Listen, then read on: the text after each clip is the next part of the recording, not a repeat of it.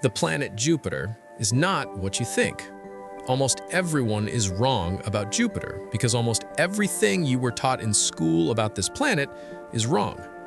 This is not a giant ball of gas. Jupiter is a liquid planet.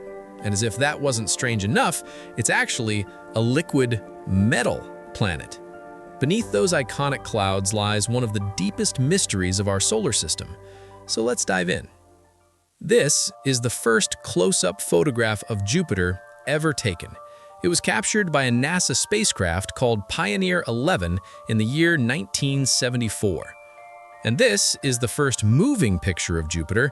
It's a time-lapse of images captured by Voyager 1 as it approached in 1979. Now, the problem with these observations is that beyond looking really cool, they don't provide any answers about the true nature of the gas giant. They only raise more questions like, what is this thing made of, and how did it get so big? The actual size of Jupiter is very difficult to comprehend. Not only is it really big, but it is heavier than the weight of every other planet in the solar system combined.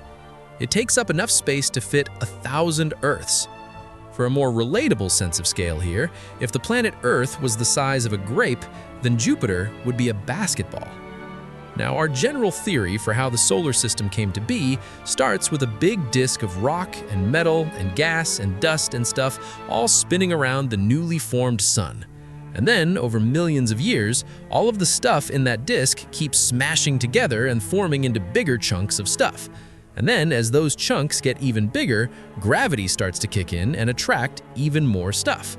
So, under that theory, Jupiter would have formed when one of those chunks got so big that its gravity started capturing massive amounts of gas that were swirling around inside the disk, and just kept doing that for billions of years until it became what we see today. That makes sense, and if true, would mean that inside Jupiter there must be a very big and incredibly dense core of solid rock and metal. An alternative theory, just for fun, is that Jupiter actually started its life as a separate gigantic cloud of gas that was sitting just outside of the early solar system. Over time, that cloud got so big that it eventually collapsed under its own gravity and formed into a dense ball of gas.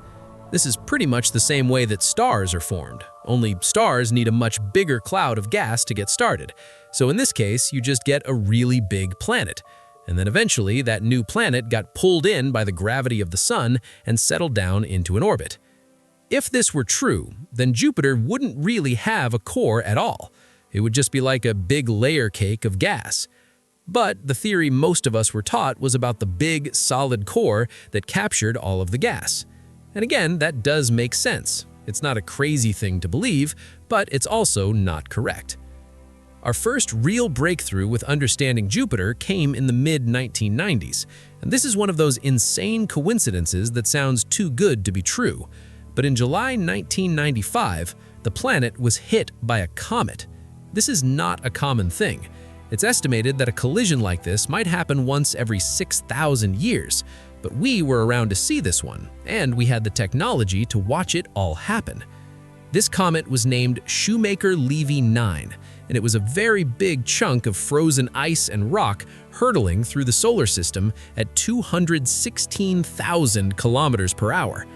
It's hard to say how big the comet really was because by the time we found it, the powerful gravity of Jupiter had already fractured the object into a couple dozen pieces, but the largest of those pieces was still around 2 kilometers across. And at this point in time, NASA had their newly operational Hubble telescope ready to observe the impact. But there was a big problem. The pieces of the comet were going to hit Jupiter on its far side, out of view from the Earth. We were going to miss it.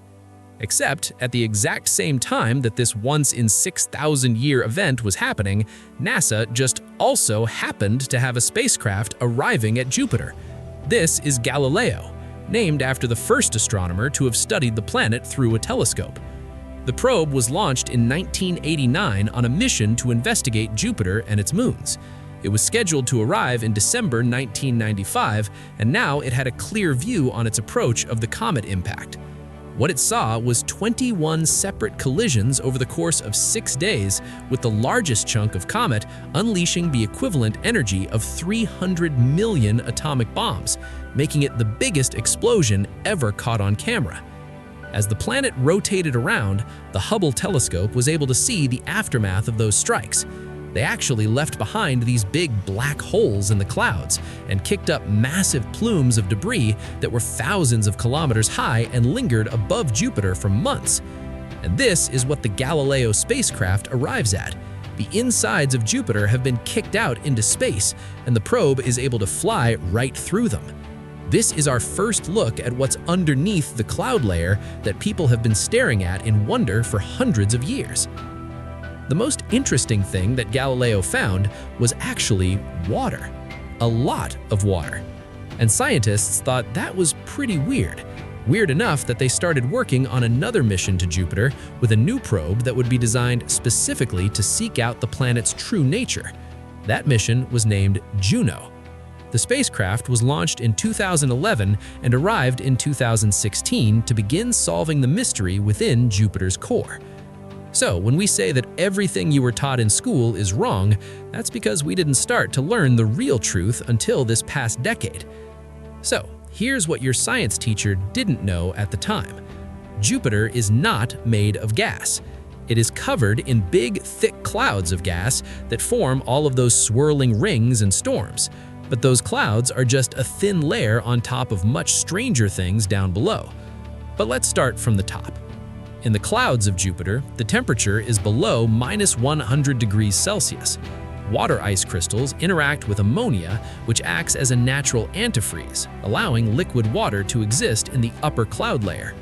As droplets collide with ice crystals, the clouds become electrified and trigger gigantic lightning storms that rage all across the surface.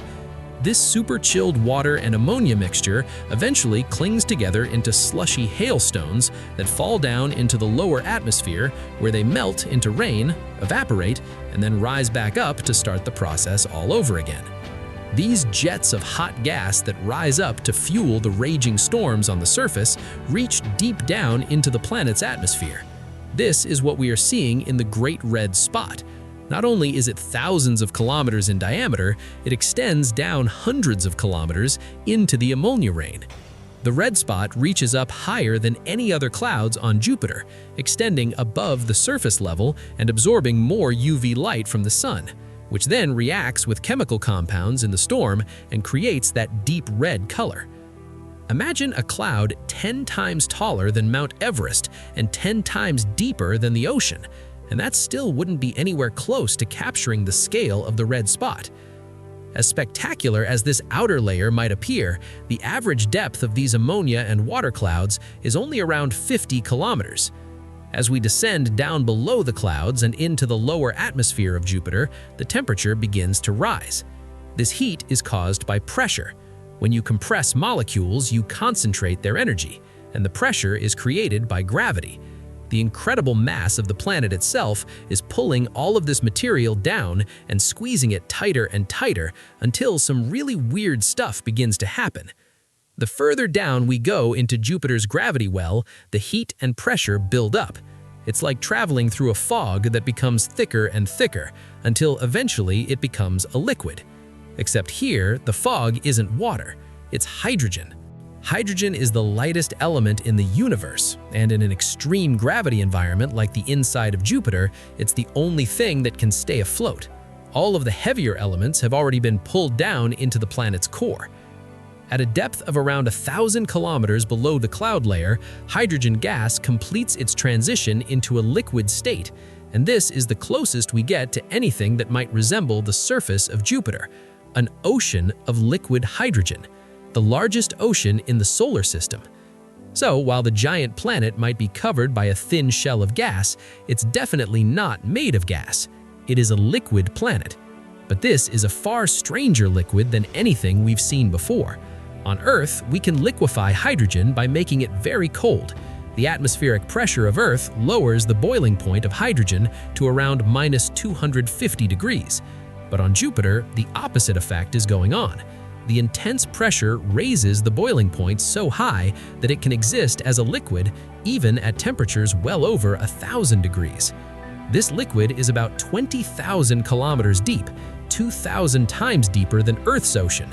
And as we reach the bottom of everything, the pressure and temperature created by the gravity well have a very bizarre effect. Under millions of times the pressure of Earth's surface at 10,000 degrees Celsius, hydrogen changes state into something called metallic hydrogen. Now that doesn't mean it turns solid like steel, it's still liquid, but a metallic liquid, maybe something like the mercury inside a thermometer. The biggest change that takes place here is that metallic hydrogen now has the ability to conduct electricity. Jupiter's gravity squeezes so tightly down here that electrons break free from the hydrogen atoms and flow freely throughout the liquid, generating an electric current. This liquid metallic hydrogen makes up the majority of the planet's interior. It's about 40,000 kilometers deep. And down at the bottom of everything lies the solid core of Jupiter. Kind of. We previously believed that there was a compact, dense object in the middle of Jupiter about the size of the Earth and made up mostly of iron and rock. That made sense, but new research is uncovering that the planet's core is much more fuzzy, as in the transition between liquid metal and solid core isn't a hard line, meaning the two layers kind of mix together. The fuzzy core spans about half of the planet's radius, and scientists now believe that it's like a big dense soup of liquid, rock, and metal all stirred up together with no boundary between where one state of matter ends and another begins. Now, we're not sure if that's a characteristic unique to Jupiter or if all gas giants are like that. We haven't studied Saturn anywhere near as much, so we're not sure if it's got the same situation going on inside. So this could be totally normal. It's thought that if Jupiter's core is unusual, then it's likely due to some massive collision that occurred in the early days of the solar system. There might have been a rocky planet 10 times the size of Earth that was floating around out there until it slammed into Jupiter. The energy from that would have scattered and diluted the solid core. This might also help to explain how Jupiter managed to grow so big. The collision theory makes sense, but that doesn't necessarily mean that it's true. Recently, astronomers decided to try and recreate this event with a computer simulation. They ran countless scenarios with planets of different sizes and compositions smashing into a young Jupiter. And at first, they saw the result that everyone expected. The collision resulted in a fuzzy core. But in every simulation they ran, the fuzzy core would relatively quickly settle back down and solidify into a clearly defined ball at the center of the planet. So we know that Jupiter has this big, weird core, but we don't know how it got there. For all that we've learned, we really have no clear answer on how a planet like this even gets created in the first place. And that's what makes Jupiter so cool. It's just weird.